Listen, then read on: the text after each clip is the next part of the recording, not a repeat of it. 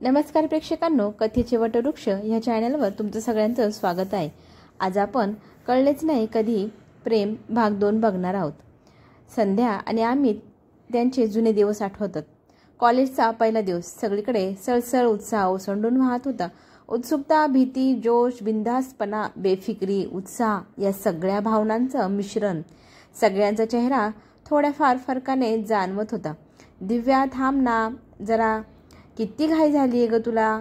ए संध्या, हळू जरा, आपण काय आता शाळेत नाही आहेत, कॉलेजमध्ये आलो आहोत।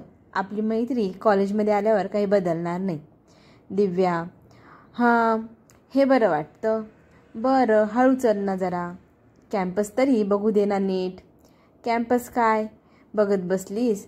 कोणी ओळखीचं दिसतं का? बघ ना, भेटेल ग, बरेच जणींनी इथेच घेतलं आहे ॲडमिशन। कॉलेज नवीन आहे ना, हे बघ आधी, मस्त वाटतंय ना? दिव्या, हो ना, 10वी-12वी सारखं टेन्शन नाही आता, शाळेसारखी कडक शिस्त नाही, एखादं लेक्चर बंद केलं तरी लगेच कोण बोलणार नाही। हो ना, मस्त एन्जॉय करू आपण हे 3 वर्ष आणि अभ्यासही करू। तुला BEd करायचं आहे ना? हो ग बाई। सरिता, तिकडे बघ आपला ग्रुप दिसतोय, चल पटकन। महिना दीड महिना झाला होता कॉलेज सुरू होऊन। सरिता आणि दिव्या दोघीही BAला ॲडमिशन घेतलं होतं। किती वेळ ग सरिता, केव्हाचं संपलं ना हे लेक्चर? अगं ते मेडे सर काय भारी शिकवतात इतिहास, पिरियड कधी संपतो कळतच नाही, सगळे भान हरपून ऐकत असतात, अगदी नोट्स तर कुणीच काढत नाही त्यांच्या लेक्चरला, सगळं साठवून घेत असतात मनात। बास ग, काय ग एवढं आवडतं तुला इतिहास? काय माहिती, मला तर ती सणावळ लक्षात ठेवायला म्हणजे बरंच टेन्शन यायचं। इतिहास म्हणजे काय फक्त सणावळ नसते काही, हे सर तर किती छान शिकवतात, तू एकदा अटेंड कर। नको बाई मला ते, तू काय ग हे असे विषय घेतलेस, सोबत राहायलाही मिळत नाही आपल्याला। हे इतिहास आणि एवढी मराठी वेगळे आहेत, भूगोल कॉमन आहे ना आपलं, आणि एरवी सोबतच असतो ना आपण। बरं ऐक ना, आज वादविवाद स्पर्धा आहे, थांबूया का आपण? अर्थातच, बघू ना कोण कसं बोलतं। काय बोलत होता ना ग तो अमित? दिव्या लगेच बोलते, तुला कसं नाव माहीत ग?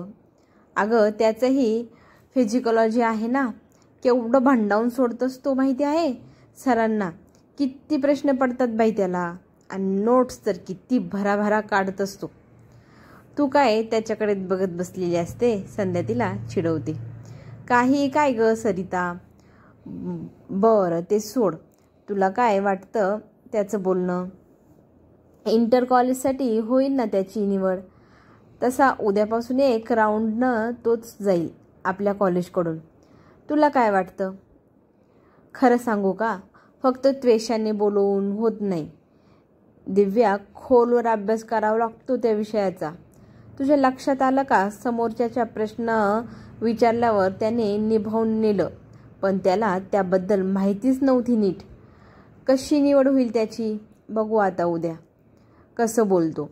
दोघी बोलत जात होत्या आणि नेमकं सरिताचं बोलणं जवळून जाणाऱ्या अमितच्या कानावर पडलं।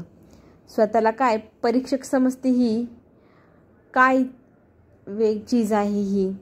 शाळेत असताना एकही बक्षीस सोडलं नाही मी वादविवाद स्पर्धेचं, आणि ही सांगते उद्या या कॉलेजचे सगळे सर कौतुक करतील आणि माझी निवड करतील, तेव्हा सांगतो हिला, मग बघू कसं तोंड होतं हिचं। अभ्यास कमी पडतो का सांगतोच हिला उद्या। अमित रागानेच घरी गेला। काय ग सरिता, आज तरी वाटलं का त्याची निवड होईल म्हणून? आजचा राऊंड झाल्यावर नेहमीच्या झाडाखाली बसत दिव्याने विचारलं। त्याच्यात तोडीचा कोणी नव्हता म्हणून त्याची निवड होईलही, पण आज तो केवळ जिंकण्यासाठी बोलतोय असं वाटत होतं। स्पर्धेचा आनंदच घेत नव्हता तो, जिंकणं हारणं यापेक्षाही त्या गोष्टीत आपल्याला किती आनंद मिळतोय हेही महत्त्वाचं असतं ना।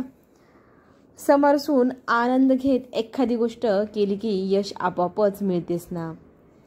निलेशला शोधत शोधत आलेल्या अमितच्या कानावर तिचे ते शब्द पडले आणि मनातल्या मनात तो, काय मुलगी आहे ही, सगळेजण कौतुक करतायत माझं आणि हीच काहीतरी वेगळंच.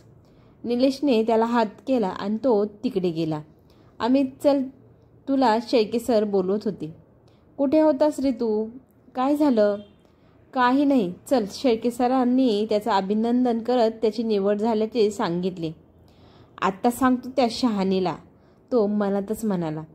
अमित, पण तुझ्याकडून मला ही अपेक्षा नव्हती. निलेश आणि अमित दोघेही एकमेकांकडे बघू लागली.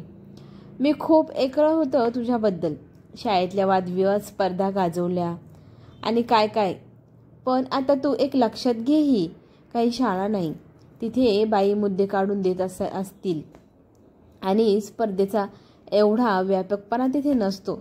आता या इंटर कॉलेज स्पर्धेला तुला कळेलच.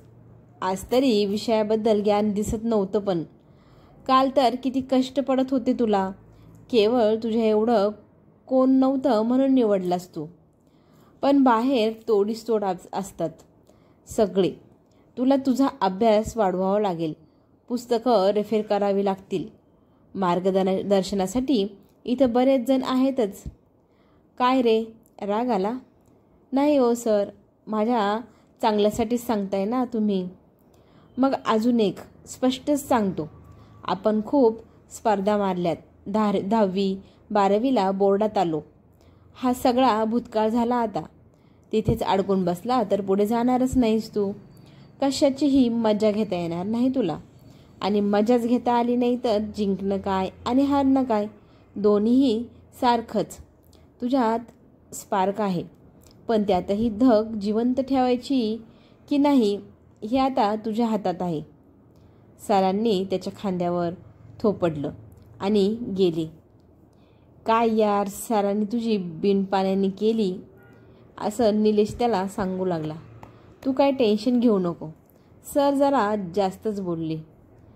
नाही रे निल्या, ती पण असंच म्हणत होती. म्हणजे माझं काहीतरी चुकतंय. अमित जेव्हा बोलतो त्यात निलेश लगेच बोलतो. कोणती बोलायला गेला होता का मगाशी झाडाखाली? तुझ्याशी बोलतोय मी. गप की जरा. तुला बघायला गेलो होतो तिकडे. नाव काय तिचं पण?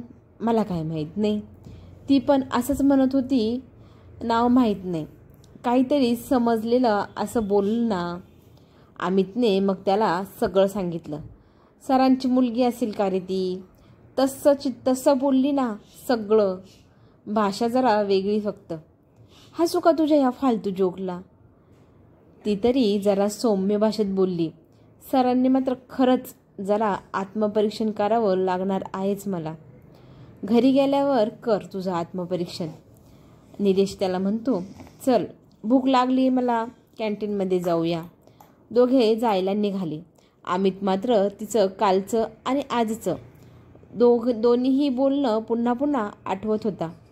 काल तिचं एकूणच रात्रभर जागून त्याने अनेक संदर्भ काढले होते. त्यामुळेच आज बऱ्यापैकी सोपं गेलं होतं बोलायला. केवळ कॉलेज लाईफ